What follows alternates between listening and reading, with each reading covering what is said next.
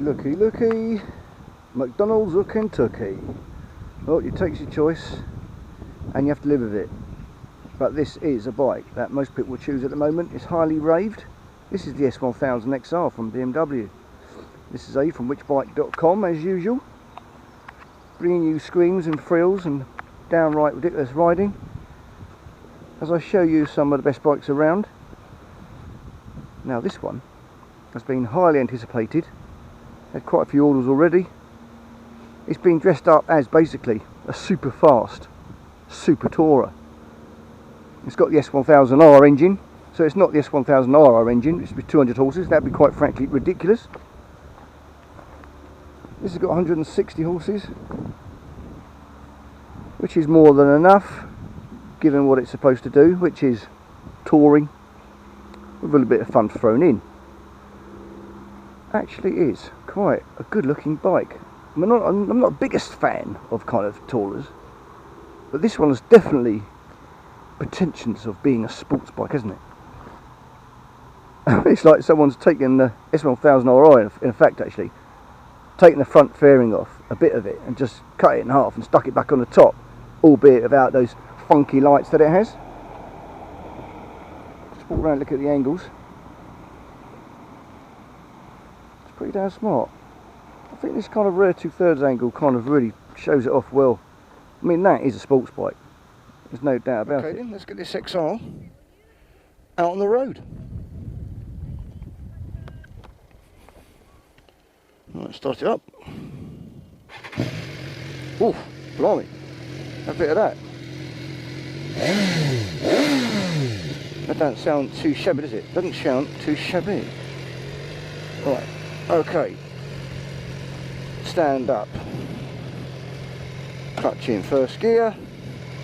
Foot on the right brake pedal. Look around. Now, see, I'm learning. Right, okay. Let's move it out a bit.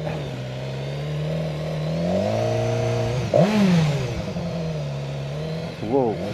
It's got a pretty good noise, isn't it? Okay. First impressions. It sounds good. Seats, not soft, it's not hard, it's somewhere in the middle. I suppose it's absolutely fine. We'll see how that goes on a longer journey. I've got this for a long ride, so that's good. The seat's quite wide. Now the influence of that is, even when your feet up, it's quite wide. When you're standing still, it pushes your legs out a bit wider than usual. Now that means, for me, I'm basically on tiptoes. Now on a bike this heavy, that's a little bit disconcerting, to be honest. And it's quite a bit of weight at the top here. It's not as if all the weight's low down, so it's a little bit tricky. That would probably scare me a little bit. And it sounds a bit silly, but when you come to a stop and you used to be on another bike, it can catch you out. If this is your only bike, you just get used to it. I do believe it doesn't particularly come, well, the seat's not adjustable, it'd be more to get a lower seat. That would be unusual if you couldn't. I'd certainly check to see if I have got one. If you're a shorter rider, and I've got a 30-inch inside leg, if you've got a 28 and a half, then you'd struggle. Okay, let's put the visor down. It's a pretty windy day. Oh, it's pretty responsive, have to say. Right, use the indicator. I've already pressed the horn about 3 times on the way down there. Okay.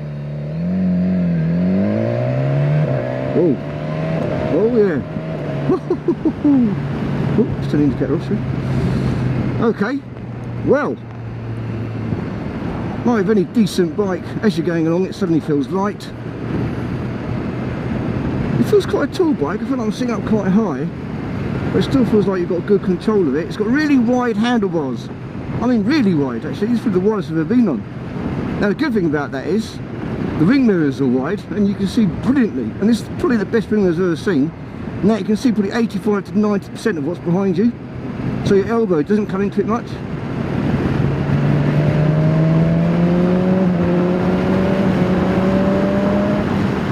Whoa, yeah. Now it's got a turn of speed. Down, down, fantastic. As long as it's electrically, this has in fact got a quick shifter, and it has got a downshifter. So once you're kind of pulled away at a traffic light situation, or you're not in an urban environment, Then changing gear is the delight. You don't need the clutch at all, basically. And on my little meander down here, and just what I did just there, it goes up and down really easily. You don't have to piss around the throttle. It just changes gear up and down really easily, and the slightest movement of your foot is almost like a touch sensitive. Fantastic. Let's give you an example. Right, I'm in, well, sixth gear, down 5, 4, 3, 2, and then 3, 4, 5, 6. How's about that then? Next for the next trick. I'm cruising along now at 50. There's a big hump here. Oh, there we go. That was good. Now, when I'm on my Panigale, I know to avoid that hump to the right. I do this generally a lot. This time, alright, to be honest, I forgot about it being there. But if I had remembered, I would have gone over it anyway to test out suspension and to get a real grip on what it's like. And I can tell you that it's very good. Now, typical of any BMW car, or a German car for that matter, it's got typically firm suspension as standard. However, the ride is fantastic, and it doesn't jerk or jolt you when you hit a noticeable bump. It does mean you really feel everything, so you've got a good control on the bike itself. Right, it's particularly windy, so you may struggle to hear me. Let's just take on a few of these bends, so it's like dynamically.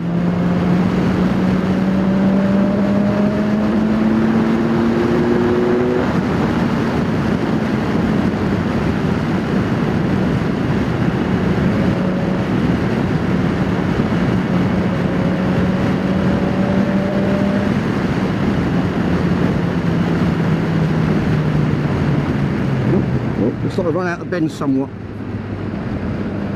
Typically it's just starting to rain, a little bit damp. Take a little bit easy. I'm in the road mode at the moment. It's pretty normal.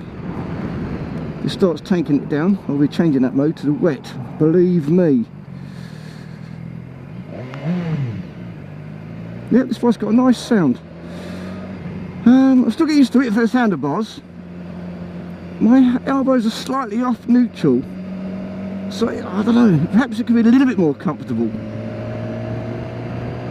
Difficult to tell. I mean, I've been on it for about 45 minutes now. It just seems a little bit different. Maybe just a little bit wide. I don't know. Maybe I'm talking absolute bollocks. Well, not a bad place to sit. A huge wide tank in front of you. The instrument binnacle and the screen are seemingly a long way. I mean, like, I can't actually touch them. Yeah, that's a long way out.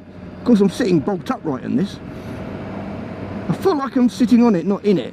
In Multistrada, you kind of sit right in it. It's got this kind of little bucket seat. That means neither one thing or another, really. Just why I mentioned it. Whoa, yeah. Let me get those higher revs. You can see why the R is on the end of the X. Okay.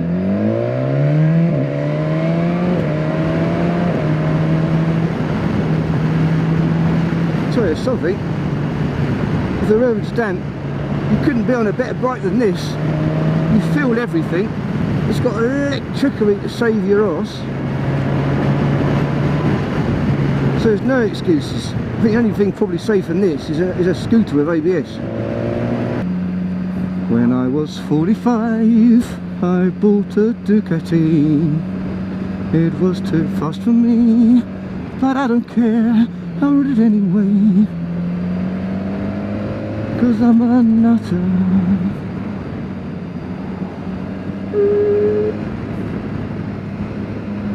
So one thing, it's actually quite nice being on a bike that's obviously specialises in touring. You're sitting bolt upright, you don't feel like you need to rag it. When you're kind of leant over a bike, you feel like you've got to rag it. Now the reason for that is psychological. When you're on a sports bike, people look round, they're kind of begging you to go for it, and you feel like you've got to uphold the sports biker's reputation and give it some beans whenever there's someone in view. That completely changes on a bike like this. You don't feel you have to rag it, no one's expecting it, you're not expecting it, you don't have your own expectations of ragging it. So you just take it easy. I must admit, that is a nice way to feel. You don't feel any tension. You don't feel like you're definitely going to kill yourself, which I do feel on the Ducati. I always feel I'm kind of one moment away from a serious accident. That keeps it a little bit healthy in the back of my mind, but it's also not a great way to to relax, is it? You can't relax on a Panigale, you can't relax on any high-speed supersport bike, not really. So overall riding impressions are that it doesn't wallow. You know, you get some bikes, some of the Triumphs and the Hondas really kind of wallow. They're very supple, very soft and compliant, like a Rolls Royce, I suppose, which some people may well enjoy. And in fact, for long touring, that might well be the way forward. This is a lot firmer. This is more like a sports luxury saloon, so a top class BMW or an AMG Mercedes. So it's got the looks of a Rolls Royce, you know, that kind of presence, but it's got the manners of a slightly sportier car. Now I think people who are out for a bit of extra fun and not just touring, this is going to be right up their street. I'm going with some big bumps now, you can probably tell by my voice, and it soaks them right up beautifully. Oh, look at that. I shall make the noises up. I didn't feel anything bad at all. Right, as he moves, put his foot down. Bloody hell, I'll tell you what, this is a tall bike. So it's comfortable, it's relaxing. I'm sitting bolt upright. Now that's going to be brilliant for most people. For me, I'm different. I've got a dodgy lower back. So actually I prefer to be over... Oh Christ, that's me turning the indicators off. Well, not turning the indicators off, but pushing the flipping all instead. I hate that. As you know, I've got two bikes at the moment, a Panigale and a Honda P6 scooter, and the controls on the left are in a completely different place. So going from one to the other, I'm always getting it wrong. You know, the first 20 minutes or so, you just keep forgetting. Shooting it away like the MV Augusta Stradale. Which is kind of a competitor. I mean, weirdly, well, I'm in road mode at the moment, I haven't put it on the dynamic mode, but even though it's going to CC, that Stradale, that shifted. I mean, Christ, that just felt so fast. It felt fast and it felt scary. Well, anybody tells you. As for the brutality I took after as well, forget it. That bike is suicidal. I mean, it is suicidal. So I'm probably going to get it. I'm going to try and make those lights. No. Right, so what do I like about this bike? I like the delivery, I like the electronics. It's all there to make your riding safer, because it is powerful. 160 horsepower, that's a lot. That is a lot. There's no two shakes about it. Let's put this up a bit. I also like that it's overall comfortable. The ride's fantastic. The suspension is amazing. My thoughts on the seat, well, I think I would get a different seat, to be honest. I'd probably get one that's lower for starters. Which brings on to the negatives really. It is tall, so change that. It's quite a wide seat, so if it came in narrow, that would make all the difference. Wouldn't have to be necessarily any lower. Other positives, the windscreen seems pretty good. It's adjustable, it goes up, or it goes down. Well, about a couple of inches. Visibility is fantastic. As you're sitting upright, you can look above the cars. It's a high bike. You only have to glance down with your eyes, don't have to move your head, and you see the binnacle. Great visuals of the speedo, fuel, the gear indicator, speed, and of course the rev counter. So that's all very good. Another thing I like also is the gears themselves, up and down, easy peasy. This isn't Japanesey. It turns very well. I mean, it's a tall bike, so you would expect it to drop somewhat amicably. It sounds pretty good, and it's got plenty of speed. Even though there's no one here, let's just take it in Rikers, just to have a little look-see. Well, come back Triumph, all is forgiven. Well, I've stuck the bike in the dynamic mode.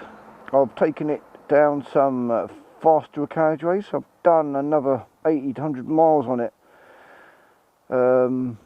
and my opinion of this bike has changed somewhat. Now the very good things are that this is a sports bike. I don't think it's a tourer. Kind of a tourer, I think it's a sports bike with an extra seat on it. Now some people might think that's the bee's knees. However, I thought it was fundamentally flawed really. There's a lot of vibration. As you get above 70, when you're kind of touring and you're cruising along, there's a lot of vibration in the handlebar. Now they've got some, as you can see, some rubber bushes down here. You obviously knew it was a problem, but it needs more than that to sort it out. It's quite a bad vibration. Like that is nothing compared to the vibration on this little plate here. And if you rest your foot and your ankles against it, it is quite nasty. I had to have my foot on the peg, and it was kind of away from it, my heel coming out a bit. Eventually I just did that. Every time I relaxed a bit, it went into it. It wasn't very nice. It really buzzes. Goes through your body. In the same way, it's not actually that smooth an engine. I was quite disappointed. Because if you're going to use it for touring, and you're going to be cruising along, say, autobahns or autoroutes, motorways, etc. for long journeys, and you really are doing 60 to 80 sort of averages, then it's not a nice place to be. So all in all, I mean, in that fastest mode, when you're going along, it's basically a sports bike. This is a fast bike.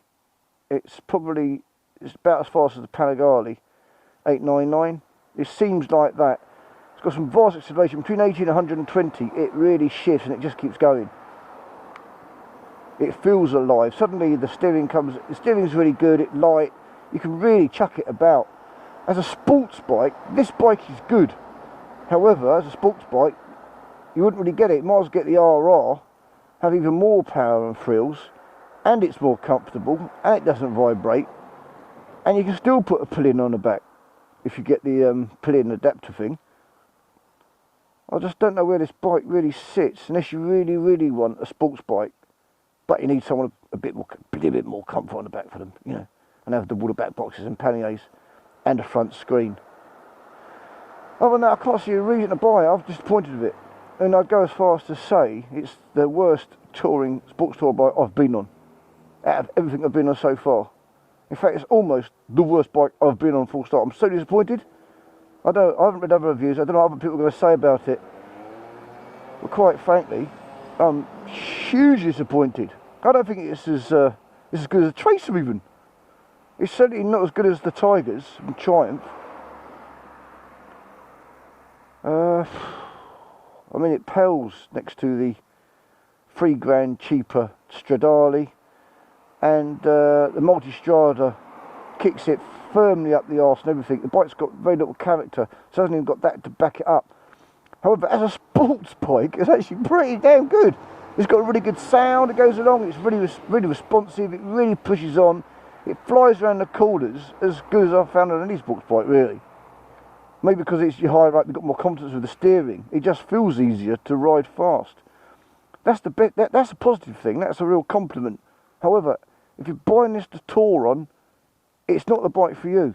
It really isn't. But have a go on it yourself. It might just be me. It might just be this one. I don't know. I didn't like it. Not for me. Thank you very much. So on that bombshell, I will leave you there. This was Aid from whichbike.com. Rather disappointed in this 1000XR from BMW. Oh well. Ciao, ciao.